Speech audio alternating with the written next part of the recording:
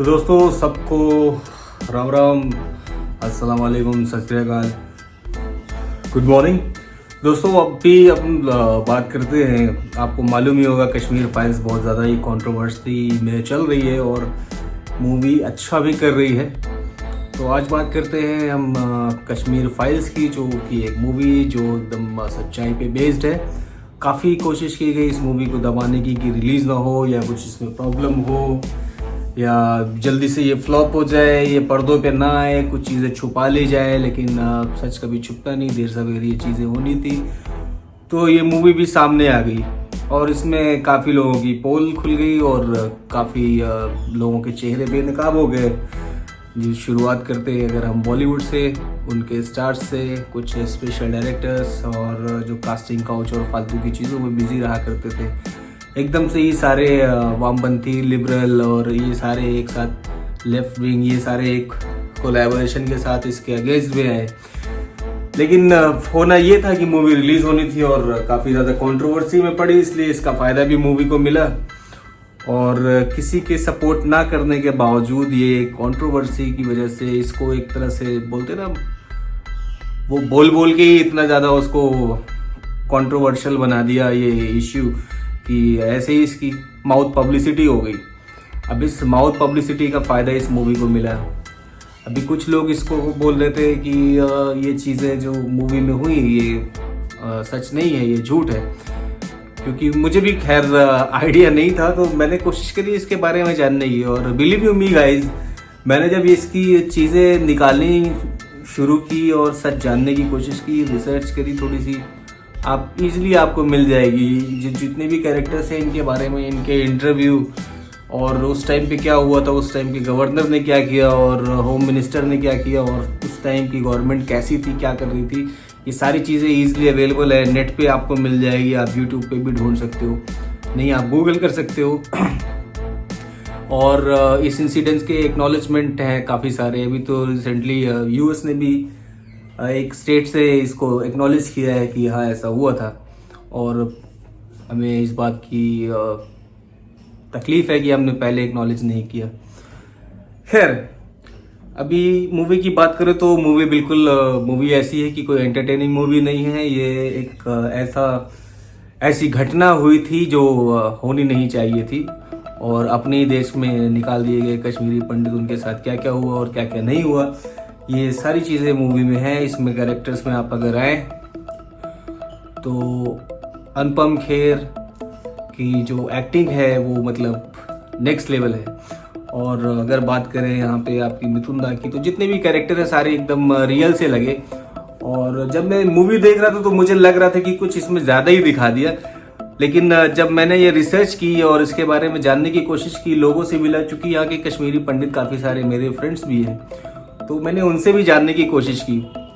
और उसके अलावा अगर आप जानना चाहो और तो मैं आपको स्लम भी बता देता हूँ। यहाँ स्लम भी मैं वहाँ तक गया जानने के लिए क्या ये बात सच है, और अगर ये बात सच है तो लोगों ने इतना कैसे इसको छुपा के रखा, इतने टाइम तक ये चीज़ें कैसी दबी रही। जो लोग हमेशा हर चीज़ों को सच बोलने से डर रहे हैं, तो फिर क्या ही हो सकता है इस कंट्री में। और ऐसा हुआ था आज से 30-32 साल पहले, 90s की ये बात है। और मुझे मतलब ये बिलीव नहीं हुआ सुन के, और लोगों ने जब ये बताना शुरू किया मुझे, तो मैं मतलब I was really shocked, I was amazed कि अपने कंट्री में अपने लोग ऐसे निकल के और यहीं से भगा दिए गए और अपने घरों में मतलब महफूज नहीं रह पाए। उनके पड़ोसियों ने कोई उसमें मदद नहीं की, ऊपर से उनका साथ दिया टेररिस्ट लोग का। और सिर्फ इसमें पंडित ही नहीं मारे गए, इसमें काफ़ी वो जो उनके पड़ोसी थे वो मुस्लिम भी मारे गए, जिन्होंने इनको सपोर्ट करने की कोशिश की और जिन्होंने इनको बचाने की कोशिश की। एयरफोर्स और नेवी के लोग मार दिए गए। मतलब एक तरह से हद ही हो गई। और इसको फख्र से लोग बोल रहे हैं कि हाँ मैंने ऐसा किया। आप कभी इंटरव्यू देखो, मेरे पास तो वीडियो अगर आप चाहो तो मैं इस पर अटैच भी कर सकता हूँ, क्योंकि मैं बिना एनालिसिस के कभी कोई चीज़, गलत चीज़ नहीं जानी चाहिए सामने। और सच को सच बोलना और झूठ को झूठ बोलना बिल्कुल सबका हक है, बोलना चाहिए। तो इसका वीडियो भी मेरे पास रखा हुआ है, मैंने वो भी निकाल के रखा कि कहीं बाई एनी चांस अगर किसी को कोई कन्फ्यूजन हो, क्योंकि जब भी मैं कोई वीडियो डालता हूँ तो ज़्यादातर तो अपने जानने वाले अपने दोस्त यार ही देखते हैं। तो मैंने काफ़ी डिस्कशन भी की, लोगों से पूछा कि क्या सच में ऐसा हुआ था, क्योंकि मुझे मूवी देख के तो ऐसे ही लगा कि शायद ज़्यादा ही दिखा दिया इसमें। लेकिन जब मैंने एनालिसिस शुरू की और रिसर्च इसके बारे में शुरू की तो बहुत ही मतलब ये आप समझ लो मूवी में तो 40% भी नहीं दिखाया गया, ऐसे हाल थे। और आपको अगर अभी भी बिलीव नहीं हो तो आप यहाँ दिल्ली में आप चले जाओ, शास्त्री पार्क मेट्रो के आसपास के एरिया में देख लो, वो स्लम है। क्योंकि मैं तो यही समझता था कि जो कश्मीरी पंडित जो इधर आए ज़्यादातर लोग तो मतलब वेल रिप्यूटेड मतलब अच्छी जगह पे पहुंच गए, लेकिन जब मैंने उनके स्लम में उनकी हालत देखी, जो वहाँ के लोग वहाँ से भाग के आए हुए हैं, उनकी हालत आज भी वैसी ही है। और अभी बाहर से आने वालों के लिए इतनी ज़्यादा यहाँ पे कंट्रोवर्सी चल रही है, अभी इतनी सरकारें बदल गई, लोग तो बोलते हैं कि जो ये गवर्नमेंट है ये बड़ा ध्यान रख रही है, बाहर के लोगों को यहाँ का सिटीजनशिप दे रही है। अभी आप इधर देख लो, जितने लोग बाहर से आए इधर उनका राशन कार्ड और उनका आधार कार्ड भी मिल जाएगा, अगर आप देखोगे तो ठीक है, कोई प्रॉब्लम नहीं उनको। कितने सारे अपने आधार कार्ड भी बनवा लिए और उन्होंने अपना राशन कार्ड भी बनवा लिया, आप कहीं भी देखोगे मिल जाएंगे इजली। लेकिन अभी ये जो स्लम में यहाँ के कश्मीरी जो रह रहे हैं स्लम एरिया में, उनके पास ना अपना राशन कार्ड है ना आधार कार्ड है। अभी वो भरोसे एनजीओ के, एनजीओज वो जाते हैं, कुछ एनजीओ में काम करने वालों से भी मैं मिला, तब मुझे जाके ये मालूम चला कि नहीं ये बात सच है और ऐसा ऐसा हुआ। और जब मैंने उनसे पूछना शुरू किया तो फिर मतलब you believe you me guys कि आपकी रोंगटे खड़े हो जाए, ऐसी कहानी उन्होंने सुनाई और वो सच है, उसकी दलील भी दी उन्होंने, बताए भी चीज़ें। और अगर किसी और को इसके बारे में जानना हो तो आप ज़रूर वहाँ पहुँचें, आप स्लम एरिया में पहुँचें, शास्त्री पार्क के आसपास। मैं तो काफ़ी टाइम कुछ ऑफिशियल वर्क भी मेरा रहा, मैं करीब 1-2 साल तक मैं वहाँ शास्त्री पार्क में काम भी करता था, तो लेकिन मुझे खुद भी नहीं मालूम चला कि ऐसा भी है। तो वो स्लम मुझे दिखाई पड़ता था लेकिन मुझे मालूम नहीं पड़ा। अब आप सोच लो कि मतलब यहीं पे रह के मुझे खुद भी नहीं मालूम था कि ये जो स्लम एरिया में जो लोग रह रहे हैं यहाँ पे किसी तरह कैंप में कैसे भी गुजारा कर रहे हैं, जो एनजीओ वाले आ रहे हैं, ये है कौन। और अगर ये मूवी नहीं आई होती तो लोगों को आज भी नहीं मालूम चलता कि ये इन कश्मीरी पंडित के साथ क्या हुआ, वहाँ की कम्युनिटीज़ के साथ क्या हुआ, बाकी लोगों के साथ क्या हुआ। और जब भी बात होती थी एक तरफा ही बात हुआ करती थी कि इनको ये बेनिफिट दे दो, ये सताए हुए लोग हैं, ये प्रॉब्लम है इनको, ये दिक्कतें हैं। लेकिन इन लोगों की बात कभी नहीं हुई निकल के, और ये एक ना एक दिन होना ही था। लेकिन सबसे बड़ी बात आप ये देखें कि उनके अंदर अभी भी एक देशभक्ति का बहुत बढ़िया जज्बा है जो बदला नहीं। इतना कुछ होने के बाद भी आप उनके चेहरे पे चमक देखोगे, और उनमें से कोई भी ऐसा मुझे तो खैर मिला नहीं कि जो कोई गलत रास्ता अख्तियार कर लिया हो या गलत रास्ते पे चला गया हो। बहुत ही मतलब डिसेंट सी उनकी बातचीत भी है। जैसे वो स्लम में रहते हैं, हम कभी जाते हैं स्लम में तो थोड़ी चीज़ें लगती हैं कि हाँ इनके पास ये प्रॉब्लम है, और या तो थोड़ा सा उनके एजुकेशन में कुछ ना कुछ प्रॉब्लम होगी, या वे ऑफ कम्युनिकेशन कुछ बदल जाएगा या लगता है। लेकिन उनके पास जाके ना आपको लगेगा ही नहीं, मतलब ऐसे ही लगेगा कि आप आपके आस पड़ोसी ऐसे ही किसी से बात करो। तो मुझे तो खैर ये बहुत ही शॉकिंग सा लगा, क्योंकि मैंने इतने टाइम में खुद भी ये कभी इसके बारे में मुझे भी नहीं मालूम था ये बातें। मतलब आप सोचो कि दवाई गई और ऐसी दवाई गई कि किसी को कानों कान खबर नहीं चली, और लास्ट तक इसको दबाते रहे। मूवी रिलीज होने में प्रॉब्लम की गई, क्रिएट किया गया, कंट्रोवर्सी तो खैर इसको बहुत कंट्रोवर्सी मिली है नो डाउट, लेकिन इसको मूवी को सोचो आप कि इसको स्क्रीन्स नहीं मिली साथ। तो दोस्तों ये सारी चीज़ें वहाँ होती रही, और ना वहाँ के एडमिनिस्ट्रेशन ने उसमें कोई ध्यान दिया, ना किसी सरकार ने, इस टाइम को होम मिनिस्टर ने क्या किया और क्या ही हुआ वहाँ पे, इसके लिए आज तक कोई इन्फॉर्मेशन नहीं है और कोई एक्शन भी नहीं लिया गया ऐसा एसच।